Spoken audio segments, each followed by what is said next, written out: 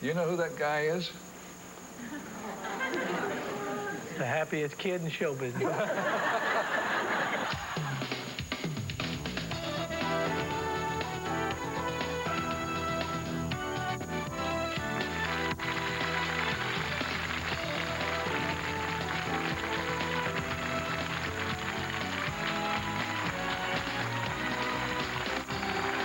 Hello, everybody, and welcome to our show. Our guest on this show is a man right at the top of his game. He's won so many awards that it would take a lot of time to tell you about them. He's won 4 Grammys. He's won 11 CMA Awards, including Best Male Vocalist for the past 3 years and Entertainer of the Year. Would you please welcome Vince Gill?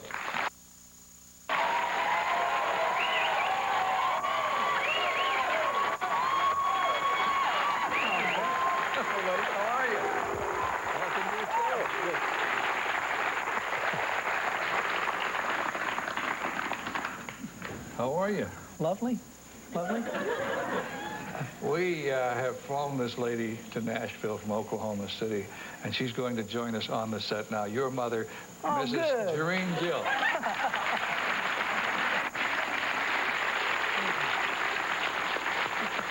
This is Vince's mama.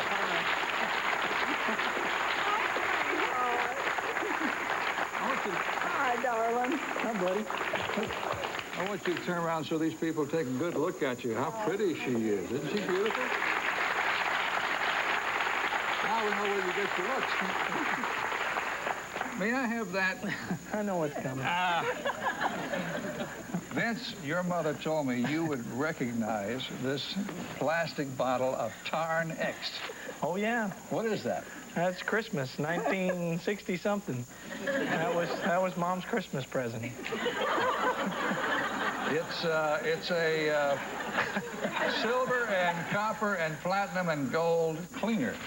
Yeah, I was hoping my career would take off and she could eventually clean all my platinum records. No, she loved jewelry and all that, and she was always using toothpaste, and I thought, well, she could use some Tarn-X. They advertised that, and I don't know. How old were you? Oh, probably, what, 17, 18? 17, 18, 7 or 8. I think you need to buy her another bottle. Oh, dear. Jareen, you have a namesake in the family, don't you? Right. Mm-hmm. Granddaughter. Jennifer? Jennifer Jareen. Jennifer Jareen? Mm-hmm. And how many grandchildren do you have? 2. She's the only one in the Vince Gill family, Yes. then. Yes, she is. You told me that you could tell me some cute stories about Vince. And, But she didn't say she would. oh, yes, she did. He's on my side. Oh. So what does seeing him here today remind you of? Okay, the first one, when you were very small, Vince. He used to walk up to people and say, they call me Vincey Grant Gill. Beep, beep, poking in their stomach.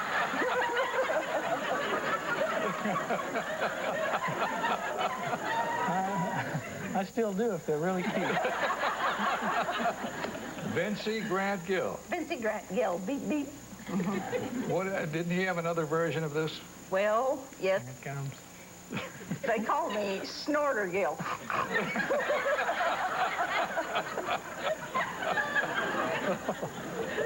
No.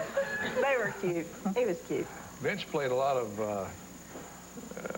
baseball and basketball when he was growing up. Did you go out? Yes. Did you go to all the ball games? Most of them. Mm-hmm. You don't need me here for this. I know all these stories. Your mother has supplied us with a great number of pictures. I'd like to take a look at a few of them. This was Christmas when? Oh. 91, I believe. You know what's funny about this picture here? I remember 59.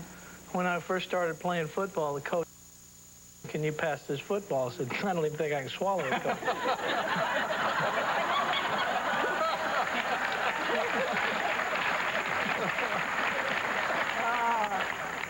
Well, Jareen, you've been very, very kind to come and be with us on this program. And I appreciate your flying all the way from Oklahoma City to surprise Vince. Thank you. And at the airport, she said, I don't think he'll be surprised. Were you surprised? Yeah. Serene, thank you so much. Yes, you're welcome. Thank you, dear. We have saved a front row seat for you, and Yes. we will return to our talk with Vince Gill right after this. Let's hear it for his mother.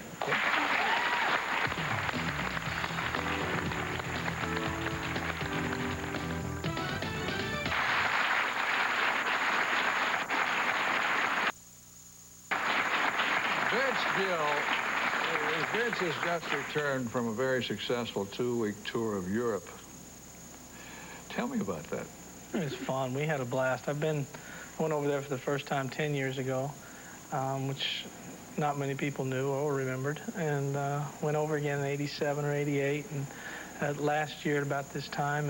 And I think that the music that I write and record could do well over there. I don't want to just limit myself to the United States, because there's a lot of people out there, and I find that as I travel to a lot of different countries and meet a lot of different people, that they're all basically the same.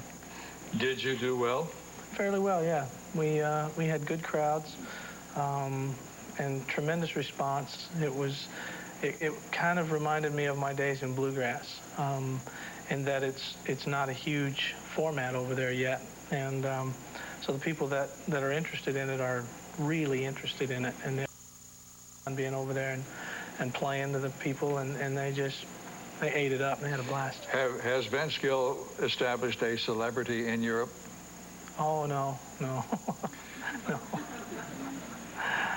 Not in the least. Because I had heard that a lot of people came out specifically to see you. Well, I don't know. I mean, I played one city in Germany, and there was an army base there, so we had a lot of American men and women over there that were going to be at the show, and I got met by 5 security guards, and I said, what do you guys want? They said, well, we're here to, help you get through the airport. And I said, I won't have any problem. I guarantee you. So we made some bets, and of course nobody knew who the hell I was in this town, and slid right on through. And how about the songs? Have the songs been popular in Europe? some of them have, yeah. I was really surprised that we played in where was it? It was Dublin, Ireland. And that day I did a radio interview with the guy. He says, they'll surprise you. They will sing every word to a lot of the songs that they know. And we started I Still Believe in You, and they sang all the way through. It was amazing. You don't get that too much here, and it really was neat. Any funny vignettes from this tour? Nah, not really. Everything go according to the way you planned yeah, it? really average, Ralph. Huh? You got that on film, too? No, I don't have any footage of your European tour. Vince, I have a shirt here. I wonder if you would care to identify. I never saw that shirt in my life. See, I was into bold shirts 20 years before Garth.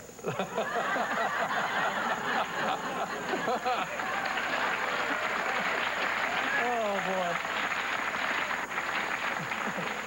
What was the name of your first band when you were in junior high school? The Bluegrass Review. Those were our band uniforms, that particular This shirt. was part of a uniform? God forbid they made 4 of them. Who was in this band? The Perry Boys, the infamous Perry Boys, Billy and Mike Perry. Billy played banjo, was a great banjo player. Mike, his little brother, played bass. Then Bobby Clark played mandolin. Is this the same Bobby Clark who appears with Mike Snyder all the He's time? a tremendous musician, and we grew up together, Bobby and I, just a block apart, and for a lot of years, neither one of us realized the other one played music. Played on the same baseball teams here and there, and would kind of pal around and play some of the playgrounds together, and then got into high school and realized he was involved in bluegrass music strictly by accident, and one thing led to another, and I started playing with him, and he taught me an awful lot. All right. You went from... Do you want to buy that shirt, by the way? It's That not would your, match those excuse me, pants, it is believe it or not yours. It is not yours to sell. You have a pretty good idea where I got it. And your mother has saved everything. Do you remember the, Spring Fever Bluegrass Festival in Cement, Oklahoma? Very well. That I saw my first tornado in Cement, Oklahoma at that Bluegrass Festival. You know who the Whites are? Yes. Of course you do. Well, they were on this festival date, and I was sweet on Cheryl, the bass player. And we were singing at this festival, and next thing we know, there's a tornado coming down out of the clouds, and we ran and all jumped in the ditch of the river and started singing gospel songs and watched this tornado blow by. So yeah, Cement, Oklahoma really rings home for me. Butterfields of Oklahoma City, does that ring a bell? Oh yeah, there's a lot of firsts at Butterfields, Ralph. I wish I could. That's a club in Oklahoma City. That was in a band called Mountain Smoke. That was the band that came after. Mm-hmm. Just a little bit after, about the same time. They were a group of much older guys than I, 10, 12 years. They all had regular jobs, and this was more of a fun band for them. And so they got out, and they weren't afraid to play the honky-tonks. And it was a lot of fun. Was Mountain Smoke, that was basically when you were, 17? Mm-hmm. Was this the band that opened for Kiss? Yeah, well, sort of. How did that happen? I don't wish I knew. The rock group Kiss came to Oklahoma City. And we got a call at the last minute, says, can you put a band together and be down at the Civic Center by 8 o'clock? And it's 6 o'clock, and we said, yeah, we can. And I think Bobby was there, Bobby Clark and I, and a couple other guys, and we just kind of made up a band to go down there and play. And we drove by and saw the marquee. It said Kiss on it. I said, well, they're probably playing here tomorrow night or something. We must be playing at a Shriners convention or something. Somebody that wants some bluegrass, you know. And sure enough, we walk out there, and there's their stage, you know, and it's like 30 feet tall and big risers. And we go out with our banjos and fiddles, and it was pretty bizarre. Well, how were you received? Not well. Did they boo? Oh, heavily. It was. Couldn't wait for Kiss to come. Couldn't wait for Kiss to come on. No, they couldn't. We only lasted about 4 or 5 songs. It was the funniest thing. I actually, nobody believes me, but I was laughing my head off. I just couldn't believe the sound of that many people that mad. You know? Well, did you get mad? No, I had a good time. Then why? Why'd I moon them? Yes. Why did you moon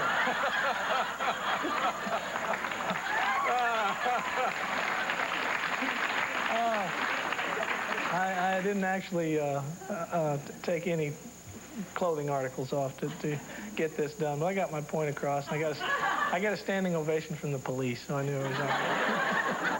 How did they get the point? I gave him the international symbol that went along with it. Oh.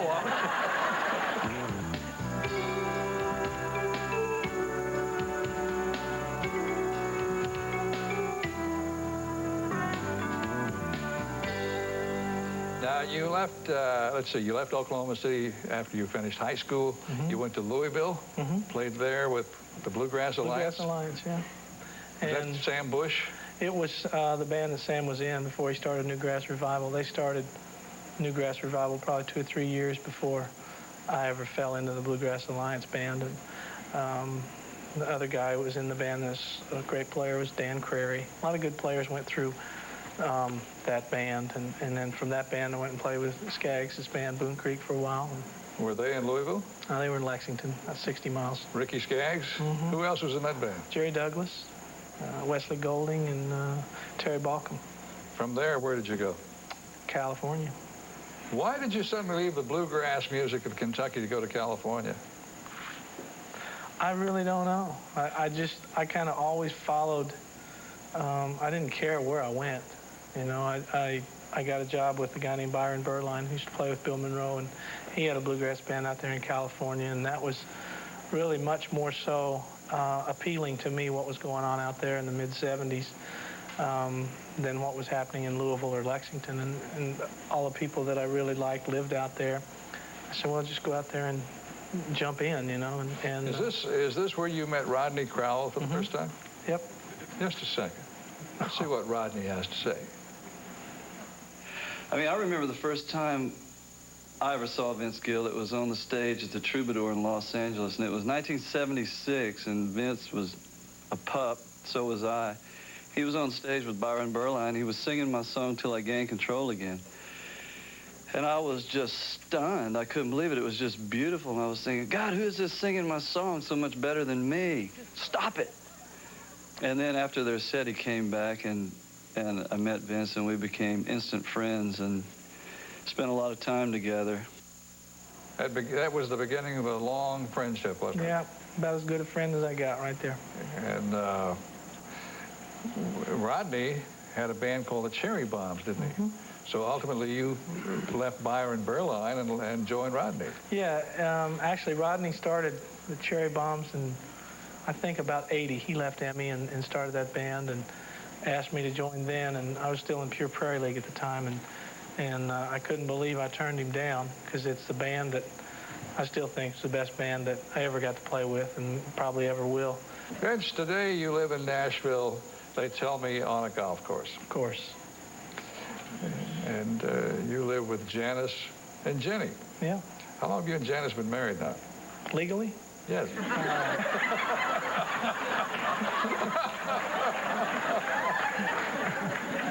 14 years. April 12th was our 14th anniversary. Well, congratulations. Jenny came along, what, 12 years ago? Yeah. Does she critique any of your performances or her mother's performances? Not a lot. She's not, I wouldn't say she's really heavily interested in my music, to my knowledge. I mean, maybe she is and doesn't let on, but she just, I think, just thinks I'm Dad, which is how I like it. Did she ask you to come and play in her amateur contest at school? Yeah, it's just a talent show at school. Yeah. What happened? Well, I played guitar for her. You're talking about, I know what you're talking about. Yeah, I was just the rhythm man. I just laid it right in there for her. Did you win? I don't think it was a contest. I think it was just a show. Okay, all right. But you missed the Grand Ole Opry for that reason, didn't you? Yeah, that was a hysterical story. Not a great career move, but what happened was we were all set for this talent show. We rehearsed 2 or 3 times during the week and had to make all the rehearsals, and we were there. And so the people from the Opry called and said, we'd like you to work the Opry. And I said, finally, that'll be the greatest. I said, when? They said, Saturday night. And I said, this Saturday? And they said, yeah. And I said, oh. I said, I can't make it, I'm booked. So I turned it down to hang out with my kid.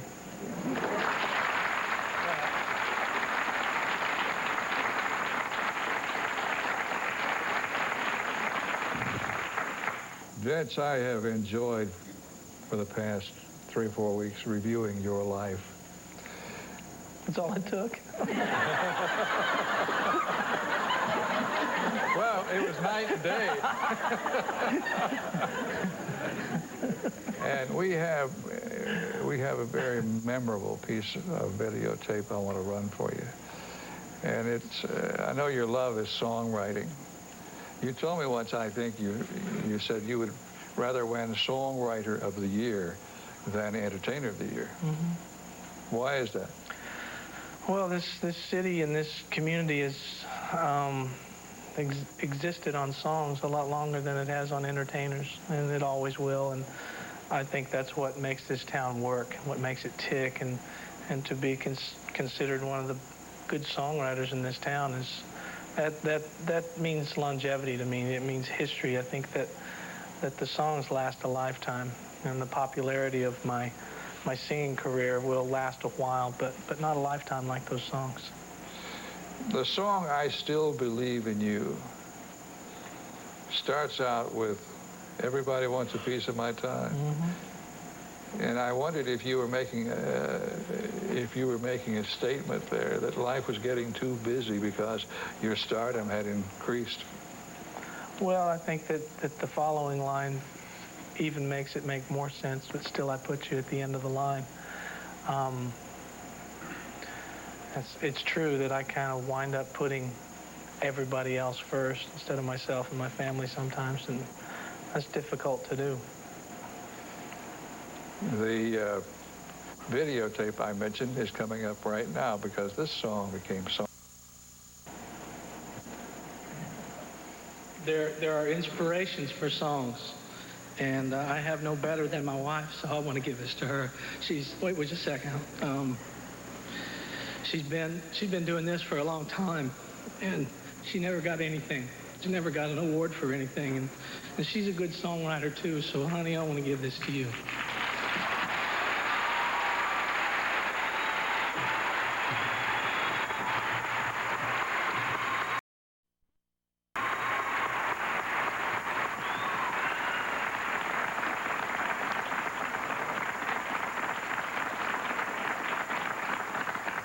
Why did you pick that moment to do that? She was mad at me.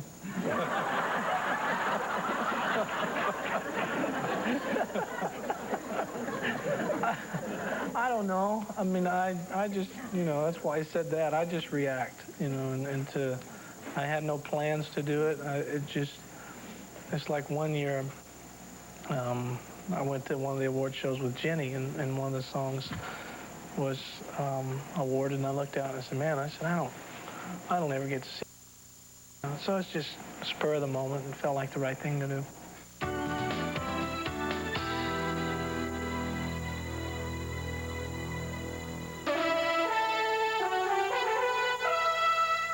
Vince, one of the recent CDs that I added to my collection was a wonderful album called Country and Rhythm and Blues.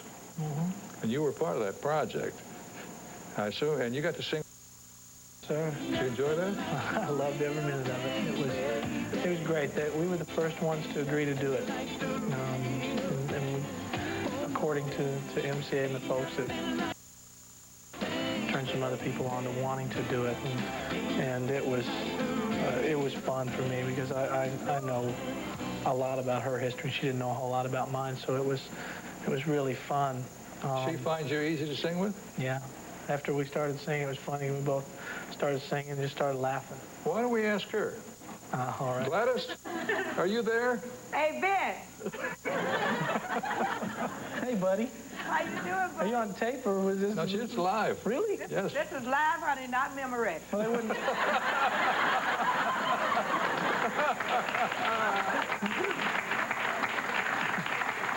I guess Ralph spent all his money flying my mama here. It was fun, wasn't it? It was the best. Gladys, who picked the song? Who picked the song, Ben? Don was record producer. Yeah. This was an old hit song. Yeah. Yeah, With Tammy Terrell and Marvin Gaye. yeah. that's right. Were you familiar with Vince's music, Gladys? Tell the truth. I had heard of Vince before, but I was not totally familiar with his music. I had heard the voice, though. So when they told me Vince Gill was about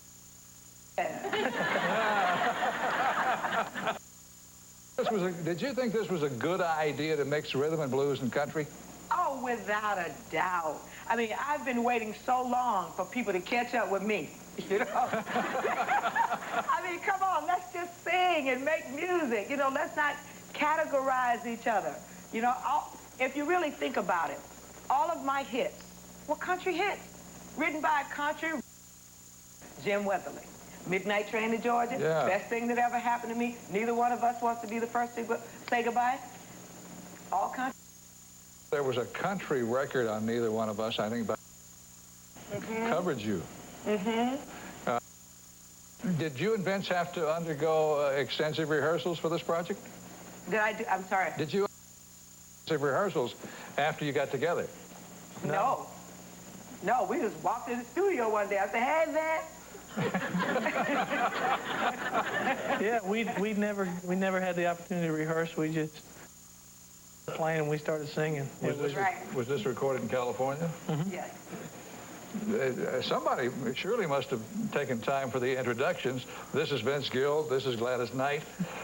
No, we walked in the studio, and I said, hey, Vince. What did you do, Vince? I said, hey, Gladys.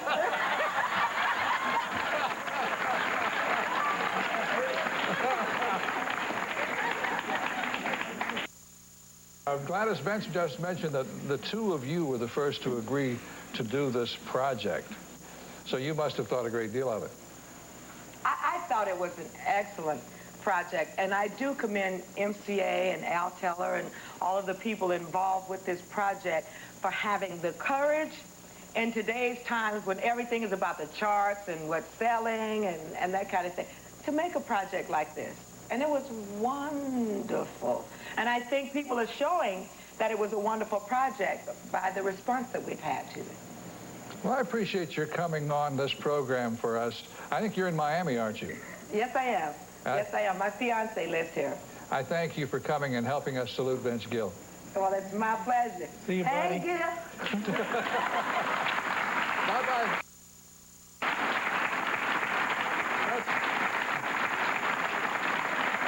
That's the wonderful Gladys Knight. I saw a video of that recording. It looked like you had a lot of fun. We hit it off. That is one of the most glorious human beings that I've ever met. Just nothing but joy comes out of her. It's wonderful. I believe your picture, along with Gladys, was on the cover of a magazine directed to the black audience. Mm-hmm. Jet magazine. So I assume you've been accepted by black audiences. I hope so. You know, I don't see a difference. There shouldn't be a difference. You know, I think that the one thing that was fun about that record is that everyone's perception looking in is that it was probably the two most at arm's length audiences and thought processes that could possibly be, but it really wasn't. I think that the music community, it doesn't see color, and just I just say, man, if people would judge with their ears and not their eyes. I mean, when you look and you define something, then it tells you what it is because of your sight. But if you just listen, then you judge it with your heart, which is, to me, the right way to do things. Who were your greatest influences? Mom and Dad Okay. were pretty good ones. How about musically? Oh, everybody. Chet Atkins, Bill Monroe, Flatt and Scruggs, Led Zeppelin, the Beatles. I mean, it from left to right, I just admired anything good. You grew up in a house where most everybody played? A little bit, yeah. Mom could play about 2 songs on the harmonica and then run out of breath. And Dad played a little banjo and guitar, and my brother played a little guitar, and my sister didn't play anything, and my uncle played, my cousin played, grandma played, and there was just always music. You recall the first time you ever heard a Chet Atkins record? Yeah, I was a little boy. I mean, we used to go every year. We used to go to his concerts that he'd put on with himself, Floyd Kramer, and Boots Randolph. Well, you mentioned in some of the interviews I read about you that he was your first hero. Yeah, no question. Just, I was mesmerized by how he could play that pattern that he played and make so much music come out of one guitar, because I just thrashed and I didn't get much out of it. Well, would you mind if he joined us on the show? That'd be the best. Chet? Hey,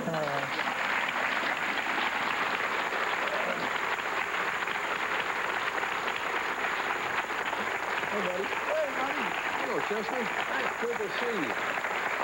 Legendary Chet Atkins, member of the Country Music Hall of Fame. And I didn't bring him here just to talk. I wondered if you would play a tune with him. Oh, I'll back him up. We have arranged for your guitar to be here. Oh, okay. And I think we can make this work. If you people will stay tuned, we'll be right back with Chet and Vince after this.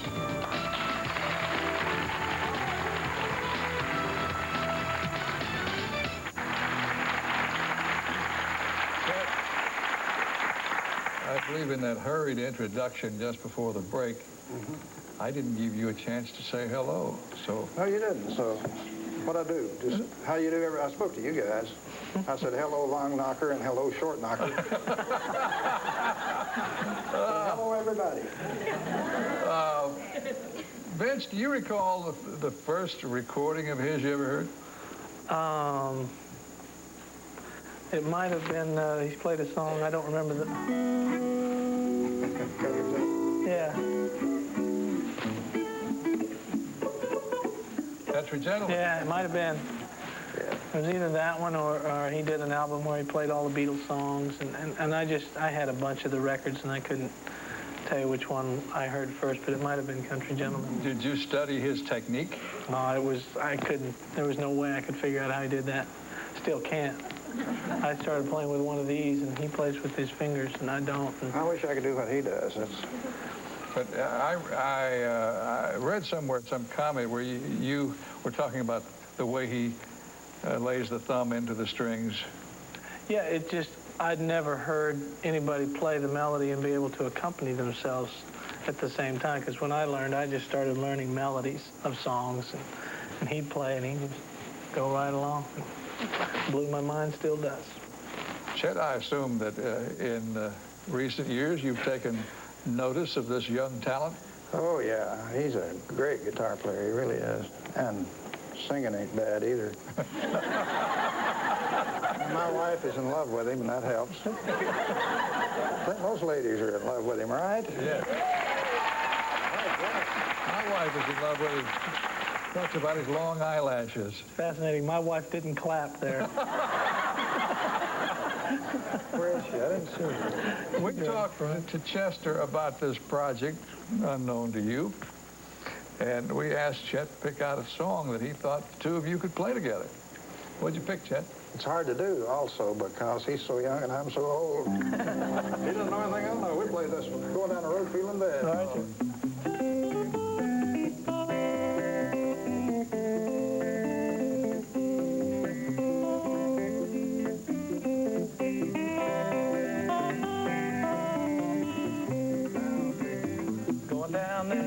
Feeling bad. I ain't gonna pick in front of you. Going down that road, feeling bad. Going down that road, feeling bad, Lord, Lord. I ain't gonna be treated this way. Tempo, come on. You're killing me, Chet.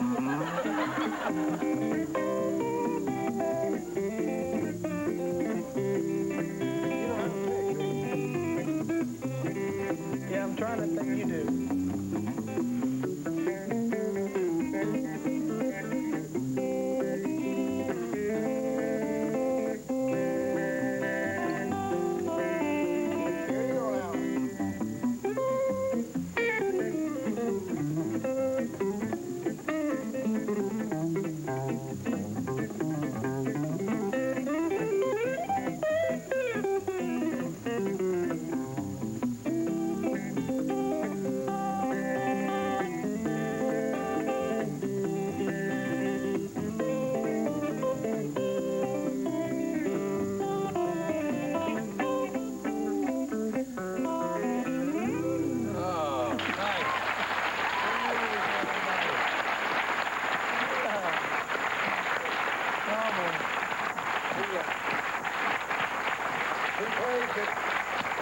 He plays it like it's got grease on it. You notice that? Just no effort. Well, he's pretty good. I've heard a few of his records. Oh, he's great. He really is. People don't realize how in the newest great album, technician. there's a wonderful cut called South Side of Dixie, which is really a great display of your picking. And I recommend that in the newest album for all of you to go pick it up and listen to it. Chet, do you have a special presentation? Oh, I have something to give him, yeah. And maybe they'll bring it out here if I... This, Vince must tell you, this is Chester's idea. This is a guitar that I used for many years on the road. And it's very heavy, by the way. You're used to that, I guess, Vince. It would make a good boat anchor if you ever get in a boat big. But it's a guitar I used a lot, and I put dots along here so I could see, so I wouldn't get lost when I get down in this dusty area. And I want to give you that. Already on that.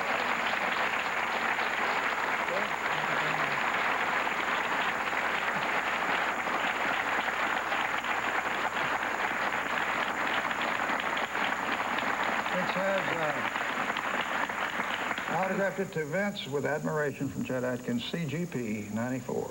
What does CGP mean? Oh, I don't know anything you want it to mean. Country guitar player? No, certified. Oh, certified guitar player. Like a certified public accountant. Well, what do you think, Stud? Well, I'm in awe. He'll hang it on the wall. That's No, you wait and see. give you back trouble. A lot of other things have. Chester, thank you very much for Thank coming you, and being Ralph. with Means us, the world. Thank you. Vince. helping us salute Vince You're Gill. the best. Ladies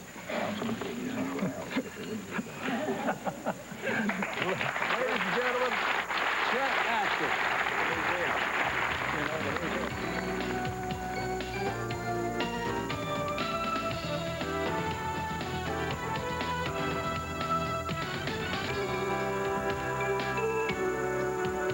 You became good friends with Mr. Roy Acuff, didn't you? Mm-hmm.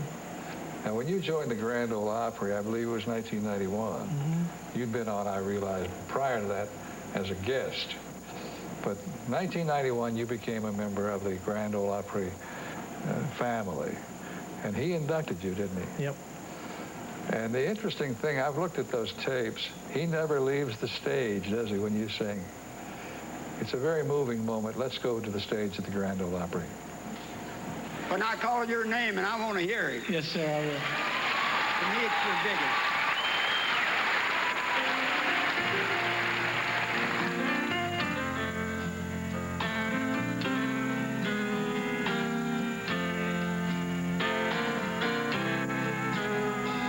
I rushed home from work like I always do. I spend my whole day just thinking of you. When I walk through the front door, my whole life was changed. 'Cause nobody answered when I called your name.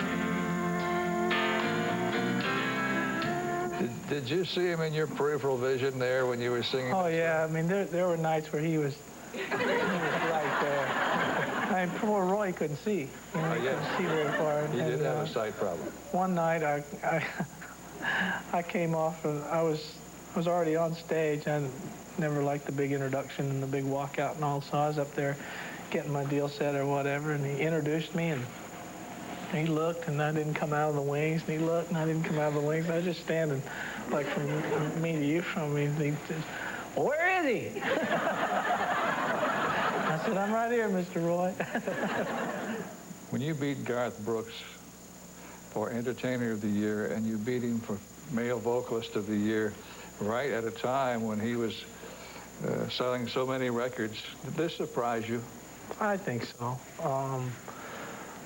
I would say so. I mean, it's hard for me to look at the awards as a competition. You know, I mean, there's 5 people nominated in those categories, and to single Garth out and say that he's the only one I shouldn't have beaten is unfair to the other 3 people that were equally nominated. And I was surprised. I don't know why, but I was, you know. Well, I think this award surprised a lot of people. But on the other hand, it was a good indication, a manifestation of how far you've come. Yeah, I think so. And that I probably think more along the lines of a serious musician, and that the entertainer is a word that you're kind of almost allergic to if you're a really serious musician. But it was really neat that it made me realize that people can be entertained by someone that just sings and plays, which is basically all that I do. And that's not to take anything away from the other folks that do a totally different kind of show, and it's not that one's better than the other, or, you know, I really don't look at them that way, but I still was quite surprised. You've had a great deal to do with the charities of Middle Tennessee since moving to this community. Mm-hmm. the Vinny, your golf tournament, supports which charities? It supports kids, junior golf. Monies go to try to help get kids interested in the game. Not only, I think sometimes golf is regarded as an elitist sport, and I really don't think it is, because I didn't grow up in the country club crowd. I grew up and, played public golf courses my whole life, and the money goes to try to get kids interested in the game, and a lot of areas that support young people doing something. That's what kept me out of trouble. It gave me something to do. Well, a lot of people would view what happened in the fall of 1993 as the high water mark for you, when you first won CMA Entertainer of the Year and were introduced by 3 beautiful ladies. And the award goes to Vince Gill.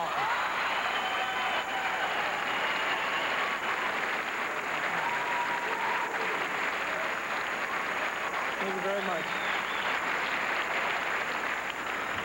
Man, I'm so flattered.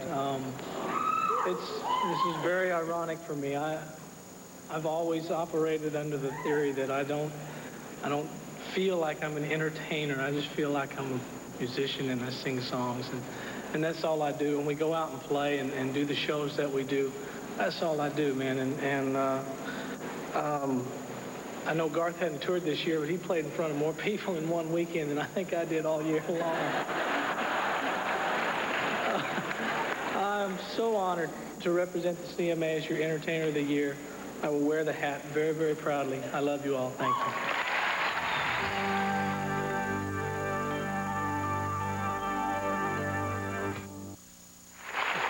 There's Gill.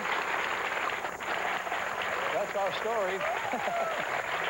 And I've asked Janice to come and stand with us as we close this program, and Jareen, your mother. Thank you. And I thank you for coming and allowing us to pick on you for a little while. Thanks for what you've done. Vince, thank you. I'll get even. Ladies and gentlemen, Vince Gill.